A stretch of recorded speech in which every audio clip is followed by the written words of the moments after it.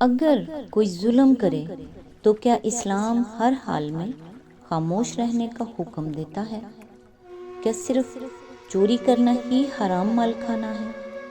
اگر رشوت، دھوکہ، جھوٹی گواہی یا اپنے اثر و رسوخ سے کسی کا حق چھین لیا جائے تو کیا وہ حلال ہو جاتا ہے؟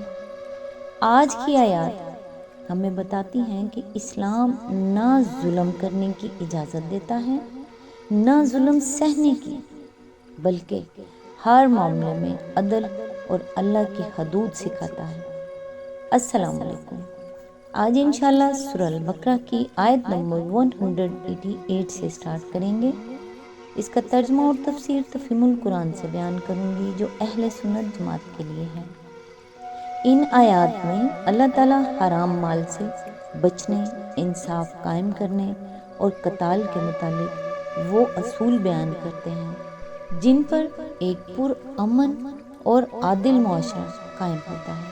تو آئیے سٹارٹ کرتے ہیں۔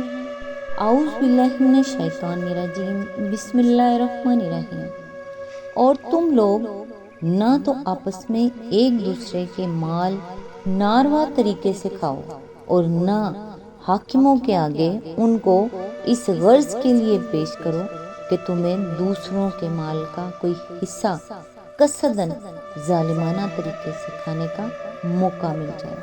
اس کی تفسیر ہے، اس آیت کا ایک مفہوم تو یہ ہے کہ حاکموں کو رشوت دے کر ناجائز فائدے اٹھانے کی کوشش نہ کرو، اور دوسرا مفہوم یہ ہے کہ جب تم خود جانتے ہو کہ مال دوسرے شخص کا ہے تو محض اس لیے کہ اس کے پاس اپنی ملکیت کا کوئی ثبوت نہیں یا اس بنا پر کہ کسی اینچ پینچ سے تم اس کو کھا سکتے ہو، اس کا مقدمہ عدالت میں نہ لے جاؤ۔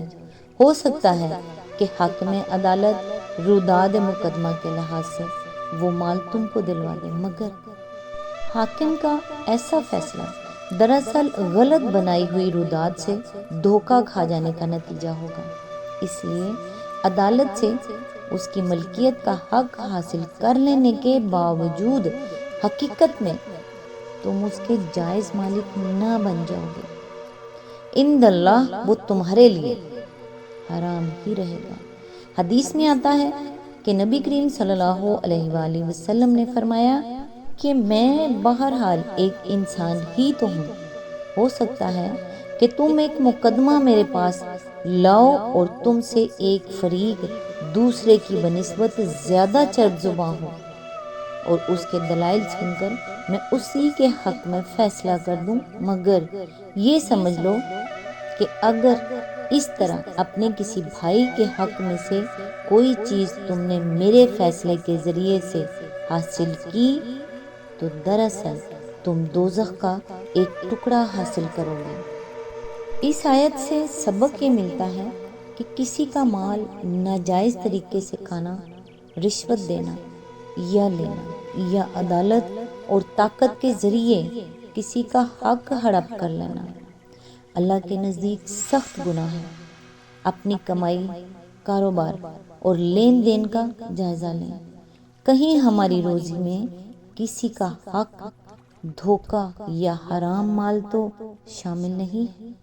آیت نمبر 189، لوگ تم سے چاند کی گھٹتی بڑھتی صورتوں کے متعلق پوچھتے ہیں، کہو یہ لوگوں کے لیے تاریخوں کی تعین کی اور حج کی علامتیں ہیں۔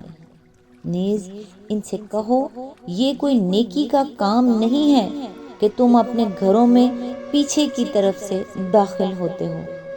نیکی تو اصل میں یہ ہے کہ آدمی اللہ کی ناراضی سے بچے، لہٰذا تم اپنے گھروں میں دروازے ہی سے آیا کرو، البتہ اللہ سے ڈرتے رہو، شاید کہ تمہیں فلاح نصیب ہو جائے۔ اس آیت کی تفسیر یہ ہے کہ چاند کا گھٹنا بڑھنا ایک ایسا منظر ہے جس نے ہر زمانے میں انسان کی توجہ کو اپنی طرف کھینچا ہے، اور اس کے متعلق طرح طرح کے اوہام و تخیلات اور رسوم دنیا کی قوموں میں رائج رہے ہیں اور اب تک رائج ہیں۔ اہل عرب میں بھی اس قسم کے اوہام موجود تھے۔ چاند سے اچھے یا برے شگون لینا، بعض تاریخوں کو سعد اور بعض کو نحس سمجھنا، کسی تاریخ کو سفر کے لیے اور کسی کو ابتدائے کار کے لیے اور کسی کو شادی بیاہ کے لیے منحوس یا مسعود خیال کرنا، اور یہ سمجھنا کہ چاند کے طلوع و غروب اور اس کی کمی بیشی اور اس کی حرکت اور اس کے گرہن کا کوئی اثر انسانی قسمتوں پر پڑتا ہے۔ یہ سب باتیں دوسری جاہل قوموں کی طرح اہل عرب میں بھی پائی جاتی تھی، اور اس سلسلے میں مختلف توہم پرستانہ رسمیں ان میں رائج تھی۔ انہی چیزوں کی حقیقت نبی صلی اللہ علیہ وآلہ وسلم سے دریافت کی گئی۔ جواب میں اللہ تعالیٰ نے بتایا کہ یہ گھٹتا بڑھتا چاند تمہارے لیے اس کے سوا کچھ نہیں کہ ایک قدرتی جنتری ہے جو آسمان پر نمودار ہو کر دنیا بھر کے لوگوں کو بیک وقت ان کی تاریخوں کا حساب بتاتی ہے۔ جنتری میں پہلے جنتریاں ہوا کرتی تھی جیسے اب کیلنڈر ہوتے ہیں، اب تو خیر کیلنڈر بھی نہیں رہے، فون میں ہی سارا سسٹم ہوتا ہے۔ حج کا ذکر خاص طور پر اس لیے فرمایا گیا کہ عرب کے مذہبی تمدنی اور معاشی زندگی میں اس کی اہمیت سب سے بڑھ کر تھی۔ سال کے 4 مہینے حج اور عمرے سے وابستہ تھے۔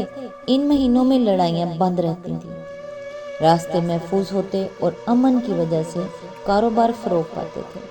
اسی آیت کے ضمن میں آگے فرمایا، منج ملا ان توہم پرستانہ رسموں کے جو عرب میں رائج تھی، ایک یہ بھی تھی کہ جب حج کے لیے احرام باندھ لیتے تو اپنے گھروں میں دروازے سے داخل نہ ہوتے تھے، بلکہ پیچھے سے دیوار کود کر یا دیوار میں کھڑکی سی بنا کر داخل ہوتے تھے۔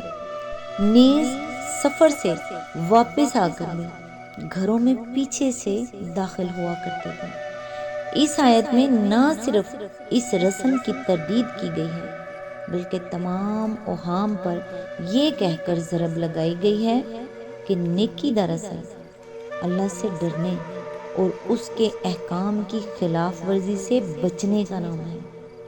ان بے معنی رسموں کو نیکی سے کوئی واسطہ نہیں جو محض باپ دادا کی اندھی تقلید میں بڑھتی جا رہی ہے، اور جن کا انسان کی سعادت و شقاوت سے کوئی تعلق نہیں ہے۔ اس آیت سے سبق یہ ملتا ہے کہ لوگوں نے چاند کے بارے میں سوال کیا تو اللہ نے بتایا کہ وہ لوگوں کے لیے وقت اور حج کی تاریخیں مقرر کرنے کا ذریعہ ہے۔ پھر اللہ نے یہ بھی سکھایا کہ نیکی رسموں میں نہیں بلکہ اللہ کی اطاعت اور تقوی میں ہے۔ دین کو بے بنیاد رسموں اور ظاہری دکھاوے تک محدود نہ کریں۔ اصل نیکی وہ ہے جو اللہ اور اس کے رسول صلی اللہ علیہ وآلہ وسلم نے سکھائی ہے۔ آیت نمبر 190، اور تم اللہ کی راہ میں ان لوگوں سے لڑو جو تم سے لڑتے ہیں، مگر زیادتی نہ کرو کہ اللہ زیادتی کرنے والے کو پسند نہیں کرتا۔ اس کی تفسیر ہے، یعنی جو لوگ خدا کے کام میں تمہارا راستہ روکتے ہیں اور اس بنا پر تمہارے دشمن بن گئے ہیں کہ تم خدا کی ہدایت کے مطابق نظام زندگی کی اصلاح کرنا چاہتے ہو اور اس اصلاحی کام کی مزاحمت میں جبر و ظلم کی طاقتیں استعمال کر رہے ہیں، ان سے جنگ کرو۔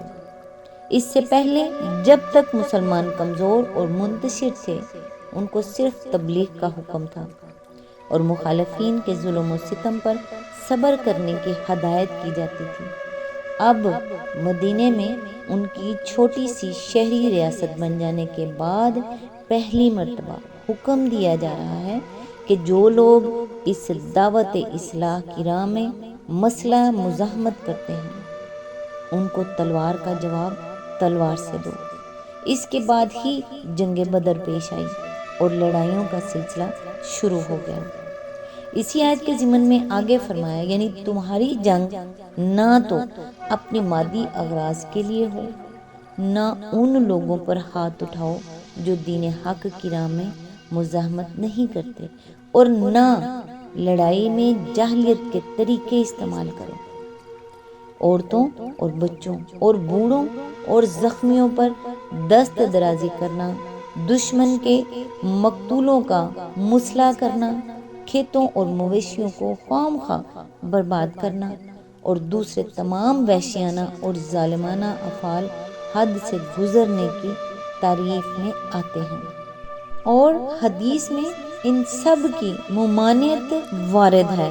آیت کا منشا یہ ہے کہ قوت کا استعمال وہیں کیا جائے جہاں وہ ناگزیر ہو، اور اسی حد تک کیا جائے جتنی اس کی ضرورت ہے۔ اس آیت سے سبق یہ ملا کہ اسلام جنگ شروع کرنے کا حکم نہیں دیتا، بلکہ صرف ان لوگوں سے لڑنے کی اجازت دیتا ہے جو ظلم اور جنگ مسلط کریں۔ اس کے باوجود زیادتی اور حد سے تجاوز ہرگز جائز نہیں۔ اپنی زندگی میں بھی انصاف کا اصول اپنائیں۔ غصہ، اختلاف یا دشمنی کبھی ہمیں ظلم کرنے پر آمادہ نہ کرے، کیونکہ اللہ زیادتی کرنے والوں کو پسند نہیں کرتا۔ رسول اللہ صلی اللہ علیہ وآلہ وسلم نے فرمایا، جس شخص نے ایک بالشت زمین بھی ظلم سے لے لی، قیامت کے دن اسے 7 زمینوں کا طوق پہنایا جائے گا۔ صحیح البخاری حدیث نمبر 2452، صحیح مسلم حدیث نمبر 1610۔ مومن کی پہچان یہ نہیں کہ وہ ہمیشہ طاقتور ہو، بلکہ یہ ہے کہ وہ طاقت ملنے کے باوجود اللہ کی مقرر کردہ حدود سے آگے نہ بڑھے۔ عدل ہی وہ راستہ ہے جو دنیا میں امن اور آخرت میں کامیابی دیتا ہے۔ آج تک کے لیے بس اتنا ہی۔ نیکسٹ انشاءاللہ آیت نمبر 191 سے سٹارٹ کریں گے۔ تب تک کے لیے دعاؤں میں یاد رکھیے گا۔ اللہ حافظ۔